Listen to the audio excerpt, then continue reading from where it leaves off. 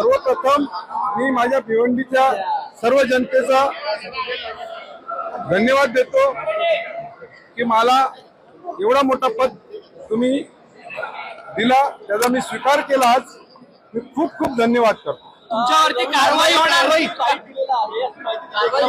जे कुठलेले आहेत नगरसेवक त्यांच्यावरती कारवाई होणार म्हणून असं काही नाहीये। आता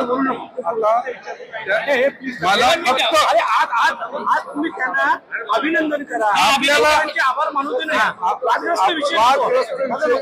विषय नाहीच येतो। तुम्हाला डेव्हलपमेंट वर बोला। मी या शहराचा महापौर झालेलो आहे। आता मिरची मसाला नकोय, डेव्हलपमेंटच्या 48 मतं पडलेली आहेत, विश्वास होता तुम्हाला? 48 मतं पडली, तुम्हाला विश्वास होता का पडणार म्हणून एवढी? देव तरी त्याला कोण मारी बस। परंतु रवींद्र चव्हाणांनी जे वक्तव्य केलंय तुमच्यावरती कारवाईचं, त्यावरती काय सांगाल? आम्हाला नाही कल्पना। परंतु पक्ष व्हीप उल्लंघन केलंय तुम्ही, व्हीप उल्लंघन केलंय तुम्ही, व्हीपचं उल्लंघन केलेलं आहे।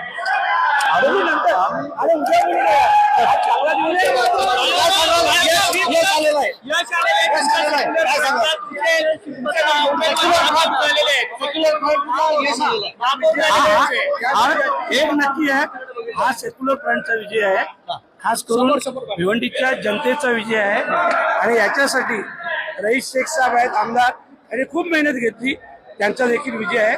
सगळ्यांचे आभार। रवींद्र चव्हाणांनी व्हीपचं उल्लंघन केलेलं आहे, त्यांच्यावरती कारवाई होणार नारायण चौधरींवरती, अशा शब्दात त्यांनी टीका केलेली आहे, काय सांगाल? बघा, ती बाईट मी बघितली नाही, त्याच्यामुळे त्याच्यावर बोलणं उचित नाही। परंतु मी बघेन, भाजपने व्हीप जारी केलेला, तो उल्लंघन केला नारायण चौधरी आणि त्याच्या 6 नगरसेवकांनी। अजून न्यूज ऐकली नाही, आम्ही सभागृहात होतो। भिवंडीचा विकास कसा केला जाईल? स्थापन झालेली आहे, अनेक प्रश्न आहेत, ज्यामध्ये विजेचा प्रश्न आहे, ट्रॅफिकचा प्रश्न, रस्त्यांचा प्रश्न। मी एवढंच सांगेन तुम्हाला सगळ्यांना, सोच बदलो, भिवंडी बदलेल।